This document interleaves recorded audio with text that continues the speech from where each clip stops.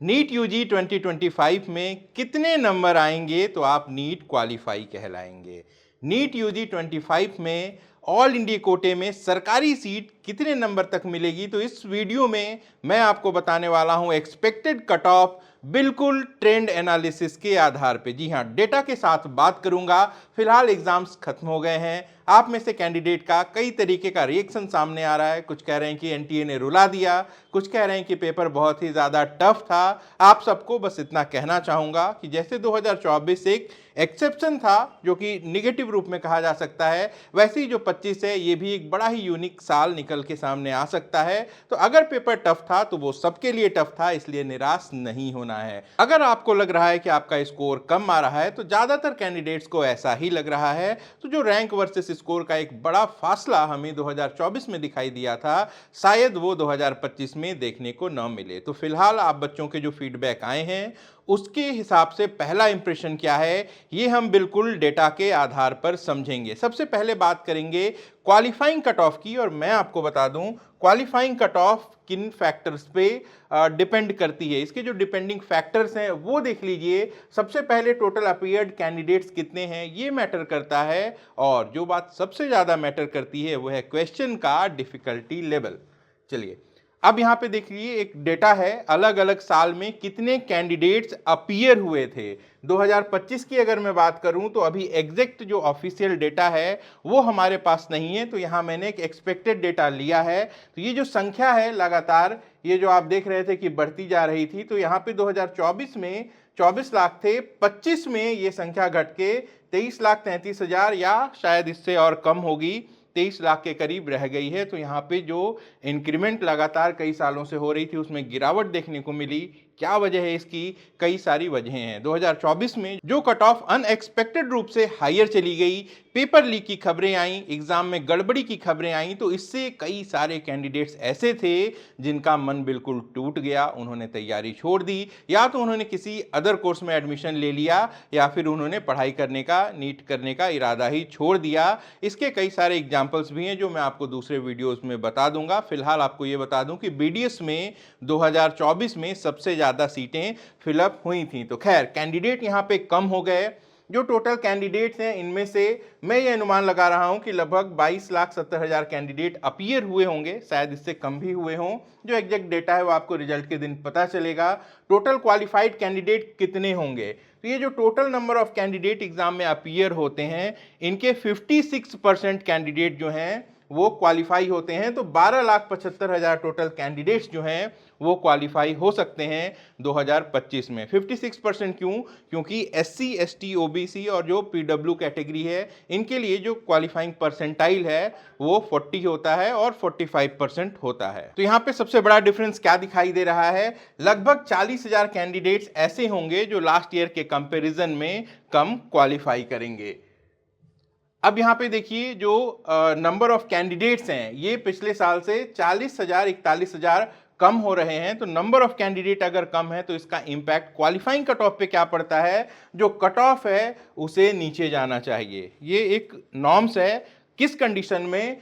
If question difficulty is same as last year. अगर last year के जैसा same question paper मिल गया और वहां पे नंबर ऑफ कैंडिडेट्स कम है, तो जो क्वालिफाइंग कट ऑफ है वो नीचे गिर जाती है। लेकिन इस बार का जो आप कैंडिडेट्स का फीडबैक है उनका ये मानना है कि जो बायोलॉजी है ये मॉडरेट थी, जो केमिस्ट्री है इसको कुछ बच्चे इजी कह रहे हैं, कुछ मॉडरेट कह रहे हैं, और ज़्यादातर कैंडिडेट्स का कहना है कि जो फिजिक्स है ये लास्ट ईयर के कंपैरिजन में टफ था। तो ओवरऑल अगर क्वेश्चन पेपर की हम बात करें तो ये लास्ट ईयर के कंपैरिजन में टफर साइड में था। और ज़्यादा डिटेल में हम देख लेते हैं पिछले साल में क्या इम्पैक्ट रहा है कि 2022 से 23 में जो क्वेश्चन पेपर है वो आसान आया था, कट ऑफ बढ़ गई थी। फिर 23 से 24 में क्वेश्चन पेपर आसान आया था, cut off extremely high level पे चली गई थी। लेकिन जब 2025 की बात हो रही है जहां नंबर ऑफ टोटल कैंडिडेट पिछले साल से 70,000 कम है, यहाँ पे जो क्वेश्चन पेपर है वो लास्ट ईयर से टफ आया है। इसका साफ साफ ये इशारा है कि जो क्वालिफाइंग कट ऑफ होगी और जो ऑल इंडिया कोटे की कट ऑफ होगी ये दोनों नीचे की तरफ जाएगी। ये पोल है जो मैंने अपने टेलीग्राम पे डाला था, आप कैंडिडेट ने इस पे रिप्लाई किया है। यहाँ पे 60% कैंडिडेट्स का ये मानना है कि जो पेपर था जो ओवरऑल पेपर था वो टफ था। चलिए सब्जेक्ट वाइज भी देख लेते हैं। आप लोगों ने ही बताया, फिजिक्स की बात की जाए तो यहाँ पे 86% कैंडिडेट्स का कहना है कि फिजिक्स जो है वो लास्ट ईयर से टफ था। केमिस्ट्री की बात की जाए तो यहाँ पे 70% इसे टफ मानते हैं, 13% ईजी भी मानते हैं और 17% लास्ट ईयर के बराबर भी मानते हैं। वहीं बायोलॉजी की बात की जाए तो यहाँ पे 64% कैंडिडेट इसको टफ मान रहे हैं लास्ट ईयर के कंपैरिजन में, और 21% को लगता है कि लास्ट ईयर की तरह ही था। तो कुल मिला के जो इम्पैक्ट है वो ये कि इस साल का जो क्वेश्चन पेपर है वो 2024 से टफ था, और ये अनुमानित भी था क्योंकि 2024 में जितनी ज़्यादा दिक्कतें सामने आई थी, जो नंबर ऑफ 720 स्कोरिंग कैंडिडेट बहुत ऊपर चले गए थे, तो इसको लेके एक बड़ा मेजर आपको पता है कि जो ऑप्शनल क्वेश्चंस थे इन्हें हटा दिया गया, और दूसरा काम ये किया गया कि जो क्वेश्चन का स्टैंडर्ड है उसे इम्प्रूव कर दिया गया। जब AIPMT हुआ करता था तब किसी भी कैंडिडेट को 720 आउट ऑफ 720 नहीं आता था।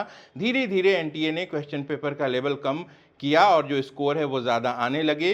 तो अगर यहाँ पे एक करेक्शन आया है तो एक अच्छी बात है, क्योंकि जिस लेवल का ये कॉम्पिटिटिव एग्जाम है यहाँ पे एक कॉमन स्टैंडर्ड तो क्वेश्चन पेपर का होना ही चाहिए। तो फाइनली हम इस कंक्लूजन पे पहुँचते हैं कि जो क्वेश्चन है वो टफ था, तो जो क्वालिफाइंग कट ऑफ है जितने पे कैंडिडेट क्वालिफाई करता है वो लोअर जानी चाहिए। अब कुछ पहले के ट्रेंड हम देख लेते हैं। 2020 की अगर बात की जाए तो जनरल कैटेगरी के लिए क्वालिफाइंग स्कोर था 147, SC ST OBC के लिए 113 था।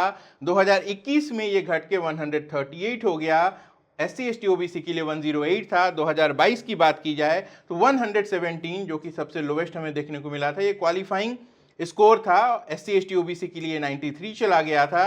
2023 में 137 था और 2024 में अब तक का सबसे हाईएस्ट 162 था। पहले 64 था, बाद में 2 मार्क्स यहाँ पे कम हुए थे, और SC ST OBC के लिए 127 था। ये नंबर ऑफ क्वालिफाइड कैंडिडेट्स का डेटा है जो आप देख सकते हैं। तो यहाँ पे जो कैंडिडेट्स हैं वो लगातार बढ़ रहे थे। यहाँ पे भी एक बदलाव आपको इस बार देखने को मिलेगा, जो कैंडिडेट्स क्वालिफाई होंगे वो कम होंगे। तो ये मेरी एक्सपेक्टेड क्वालिफाइंग कट ऑफ है। जाहिर सी बात है अभी आपके पास सिर्फ स्कोर है, अभी शुरुआत में बहुत सारे एग्जैक्ट फीडबैक नहीं आते हैं। शुरुआत में तो बच्चों ने कहा कि पेपर बहुत इजी था, धीरे धीरे लोग कहने लगे कि मॉडरेट था, और अब टफ की बात हो रही। तो जो कई ज़्यादा लोगों से बात होगी तो और बेटर एक्सपेक्टेशन सामने आ सकती हैं। लेकिन अभी जो जानकारी आप लोगों ने ही हम तक पहुंचाई है, इसके हिसाब से 2025 की जो क्वालिफाइंग कट ऑफ है वो जनरल कैटेगरी के लिए 125 से 130 देखने को मिल सकती है। वहीं SC ST OBC के लिए 108 112 के आसपास देखने को मिल सकती है। PH कैटेगरी कहीं न कहीं 117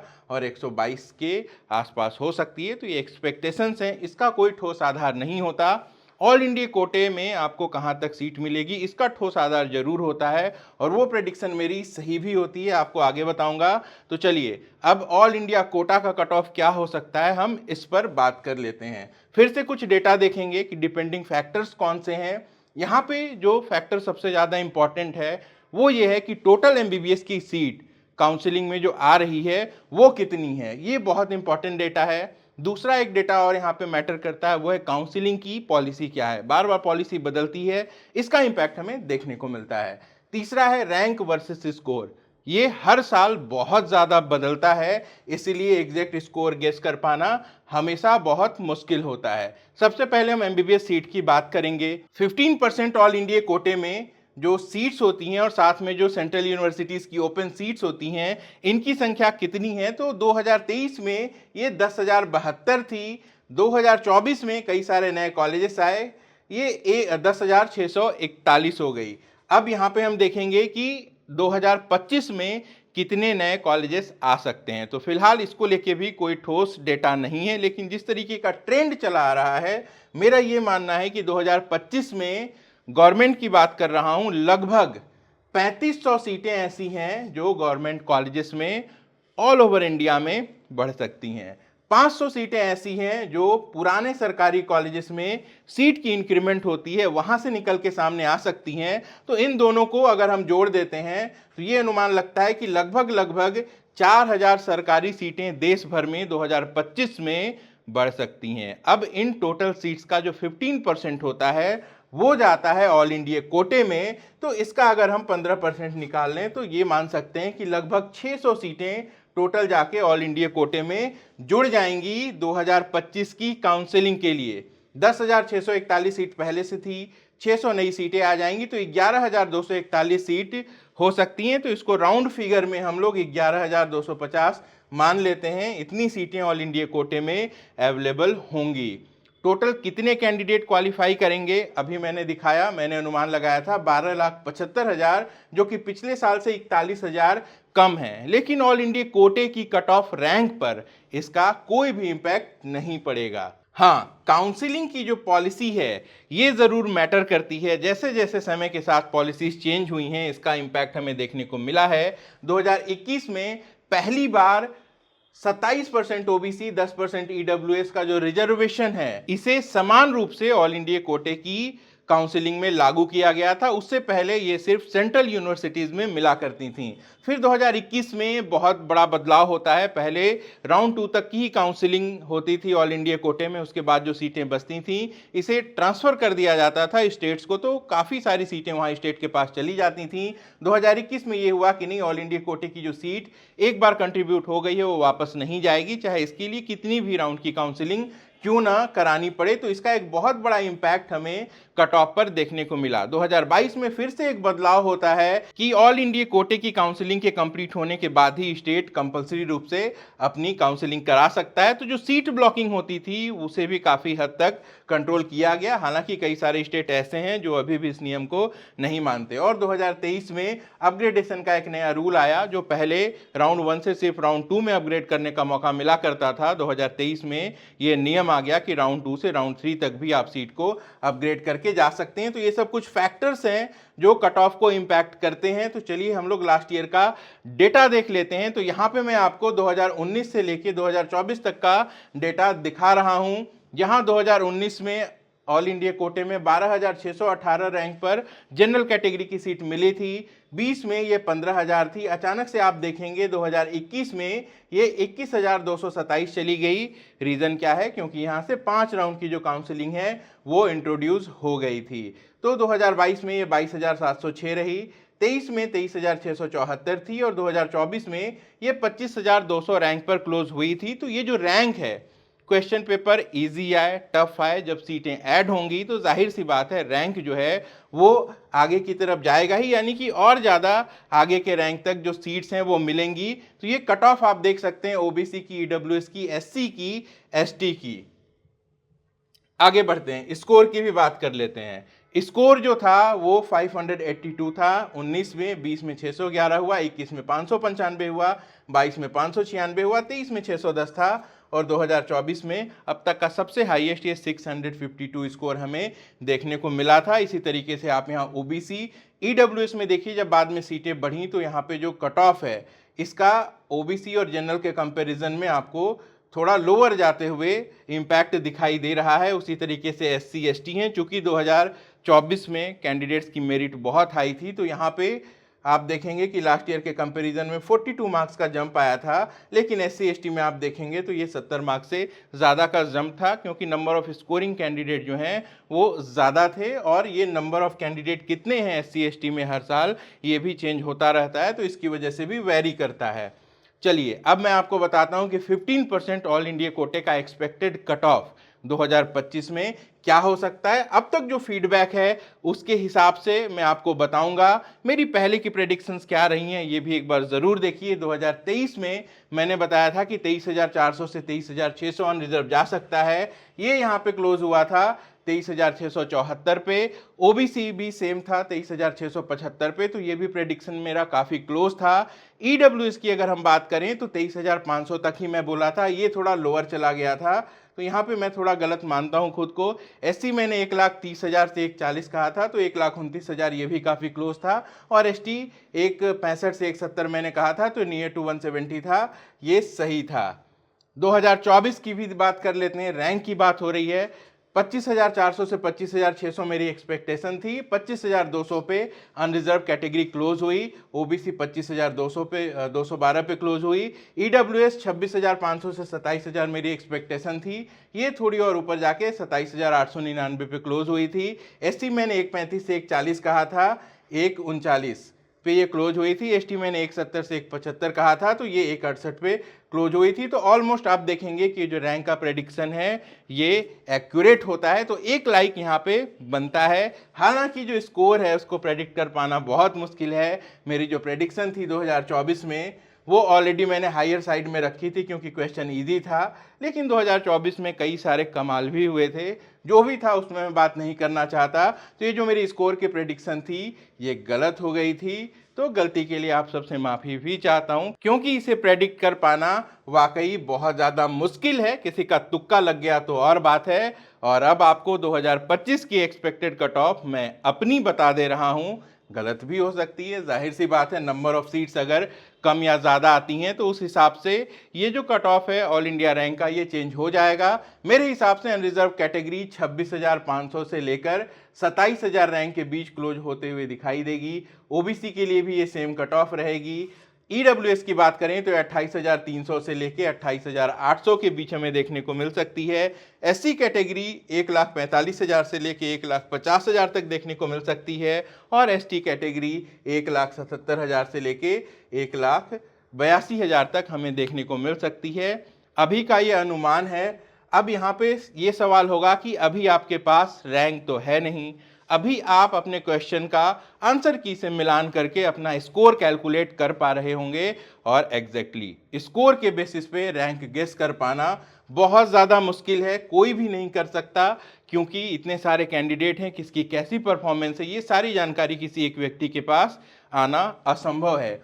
देखिए, कैंडिडेट जिन्होंने 600 से ज़्यादा स्कोर किया इनकी संख्या में समय के साथ किस तरीके से बढ़ोतरी हुई है। जो कैंडिडेट लगातार तैयारी कर रहे हैं, जाहिर सी बात है उनकी परफॉर्मेंस इंप्रूव होती है। 2019 में जहां ऐसे सिर्फ 7780 कैंडिडेट थे, 2020 में इनकी संख्या बढ़ के 20,000 हो जाती है, 2021 में इनकी संख्या बढ़ के हो जाती है 19,000, 2022 में 21,000, और 2023 में 29,350, और 2024 में ये सीधे जंप कर जाती है 81,000 पे। तो 600 से ज़्यादा स्कोर करने वाले कितने कैंडिडेट 2025 में होंगे ये अभी गेस कर पाना बहुत मुश्किल है। धीरे धीरे और ज़्यादा डेटा आएगा तो हम इसके क्लोज ज़रूर आ सकते हैं, लेकिन एग्जैक्ट फिगर कोई भी नहीं बता सकता जब तक कि रिजल्ट न आ जाए। एक और डेटा दिखाता हूं आपको, जिससे आपको रैंक के रेंज में खुद को पोजीशन करने में आसानी मिलेगी। ऑल इंडिया रैंक 20,000 की बात करें तो 2019 में 560 नंबर पे ये अचीव हो गया था।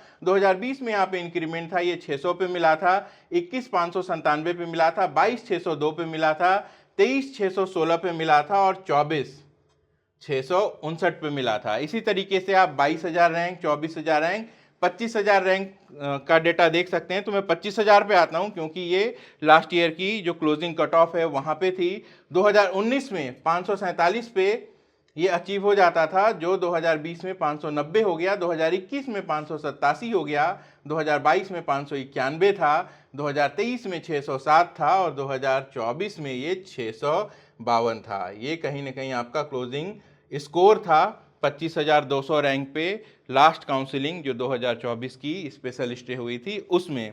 अब चूंकि ये मेरे एक्सपेक्टेड ऑल इंडिया के रैंक हैं, तो ये आपके लिए जानना जरूरी है। जहां ये 543 पे 27,000 रैंक 2019 में अचीव होता था, ये 2023 में 603 हुआ, और 2024 में 650 हुआ। क्यों दिखा रहा हूं कंपैरिजन? क्योंकि समय के साथ जो ट्रेंड चेंज हुआ है इसको ध्यान में रख के आप कहीं ना कहीं अपने आप को पोजीशन कर सकते हैं। देखिए, यहाँ पे एक चीज़ बहुत ही ज़्यादा कॉमन है कि 2020 से लेके 2021 और 22 का जो डेटा है ना, ये कहीं ना कहीं आपको बहुत ज़्यादा सिमिलर मिलता है। 23 में मेरी थोड़ी सी हायर चली गई थी, और 24 की तो खैर बात ही छोड़ दीजिए, 24 एक एक्सेप्शन ईयर था, तो इसकी बात हम नहीं करते हैं। चलिए, तो फिलहाल जो डेटा अभी तक उपलब्ध है इसके हिसाब से मैं आपको स्कोर बता रहा हूं कि 2025 में मेरे हिसाब से जो कट ऑफ स्कोर है वो क्या हो सकती है। तो मेरा जो अनुमान है आप यहाँ देख सकते हैं, अनरिजर्व कैटेगरी वो कहीं ना कहीं 600 मार्क्स के पास ±5 आप मान लीजिए क्लोज हो सकती है। ओबीसी तो आसपास ही होता है, ईडब्ल्यूएस इससे 2-3 नंबर नीचे देखने को मिल सकता है। एससी कैटेगरी 475 स्कोर तक जा सकती है, और एसटी कैटेगरी 445 स्कोर तक जा सकती है। एक बात ध्यान रखिएगा, 2024 में पेपर इजी था या जो भी वजह थी, कट ऑफ में सीधे सीधे 42 मार्क्स का बाउंस आया था। अब चूंकि पिछले साल से कैंडिडेट भी कम है और पेपर पिछले 3 साल से ज़्यादा टफ है, तो इसका जो इम्पैक्ट है वो कट ऑफ में आपको देखने को ज़रूर मिलेगा। जो कट ऑफ है वो मेरे हिसाब से लोअर जानी चाहिए। अब चूंकि ऑप्शनल क्वेश्चंस भी नहीं है, जिसका फ़ायदा बहुत सारे तेज कैंडिडेट्स को हो जाता था, वो किसी टफ क्वेश्चन को छोड़ के ऑप्शनल में से कोई अटेम्प्ट कर लेते थे और पूरे मार्क्स लेकर आ जाते थे। तो जो हाई रैंक वाले कैंडिडेट हैं, जो हमने थोड़ी देर पहले डेटा में देखा कि 600 प्लस वाले 81,000 कैंडिडेट 2024 में थे, इनकी जो संख्या है वो कहीं ना कहीं घटेगी। मैं आपको दोबारा दिखा देता हूं, ये जो 81,000 हम डेटा देख रहे हैं, ये वापस से घट के 2025 में कहीं ना कहीं 30,000 के आसपास आपको देखने को मिल सकता है। इससे थोड़ा नीचे मिल सकता है देखने को, हालांकि 20, 19, 21,000 नहीं होगा। समय के साथ जो कंपटीशन है वो बढ़ चुका है, बहुत सारे कैंडिडेट्स ऐसे हैं जिनकी तैयारी बहुत अच्छी है। तो अभी जो डेटा उपलब्ध है उसके हिसाब से ये स्क्रीन पर मेरी एक्सपेक्टेड कट ऑफ स्कोर है। फिर से दोहरा देता हूं, जो एक्सपेक्टेड रैंक है उसके एक्यूरेट होने के चांसेस बहुत ज़्यादा हैं। ये जो स्कोर है, ये रैंक वर्सेस स्कोर का जो फासला है, ये गलत भी हो सकता है। तो फिलहाल जो जानकारी है उसके हिसाब से ये डिटेल्स मैं आपको दिखा रहा हूं। लाइक कर दीजिएगा वीडियो को, चैनल को सब्सक्राइब जरूर रखिएगा और वीडियो के डिस्क्रिप्शन में हमारे टेलीग्राम चैनल का लिंक है, इसे भी आप ज्वाइन कर लीजिएगा, क्योंकि टेलीग्राम के माध्यम से जो भी काउंसलिंग की नोटिफिकेशंस होती हैं वो आप तक पहुंचते रहती हैं। जो कट ऑफ है वो पोस्ट करता हूं, और जब ऑल इंडिया कोटे की काउंसलिंग होगी तो जितने भी कॉलेजेस वहां पार्टिसिपेट करेंगे उनकी कंप्लीट चॉइस लिस्ट और स्टेट में जितने भी गवर्नमेंट कॉलेजेस हैं उनकी सीक्वेंसिंग फ्री ऑफ कॉस्ट हम आपको देते आए हैं, 2025 में भी देंगे। तो इसके लिए ये ज़रूरी है कि आप टेलीग्राम चैनल को ज्वाइन कर लें और हमारे इस चैनल को सब्सक्राइब कर लें। पेड काउंसलिंग सर्विसेज भी हैं हमारे पास, ये टोल फ्री नंबर है, इसके माध्यम से आप हमें संपर्क कर सकते हैं और ज़्यादा डिटेल्स वीडियो के डिस्क्रिप्शन में मौजूद है। कुछ ऑफिसेस हैं हमारे गुड़गांव में, जमशेदपुर में, जयपुर में, प्रयागराज में, और बहुत जल्द 2-3 दिन में लखनऊ में भी आप हमारे ऑफिस में विजिट करके हमसे मिल सकते हैं। पर्सनली मैं 9-10 तारीख को लखनऊ में रहूँगा, तो आपका बहुत ज़्यादा प्यार मिलता रहा है। जो लोग लखनऊ के हों, आसपास के हों, अगर मिलना चाहते हों तो हमारी टीम से बात करके मिलने आ सकते हैं। आप सबका स्वागत करने के लिए हम हमेशा तैयार हैं और आप सभी दर्शकों का दिल से बहुत बहुत शुक्रिया। 2018 से इस सफ़र की शुरुआत हुई थी और आप लोगों ने बहुत प्यार दिया है। इस वीडियो को भी लाइक करिएगा, शेयर करिएगा और हमारे साथ बने रहिएगा। अपना और अपनों का खूब ख्याल भी रखिएगा। मैं आपके लिए अच्छी अच्छी इन्फॉर्मेशन लेकर आता रहूँगा। नमस्कार, जय हिंद। अगर आप हमसे कांटेक्ट करना चाहते हैं या हमारी पेड सर्विसेज अवेल करना चाहते हैं तो आप वीडियो के डिस्क्रिप्शन में दिए गए लिंक पर क्लिक करके अपनी डिटेल्स भरिए। हमारी टीम बहुत जल्दी आपको कांटेक्ट करेगी।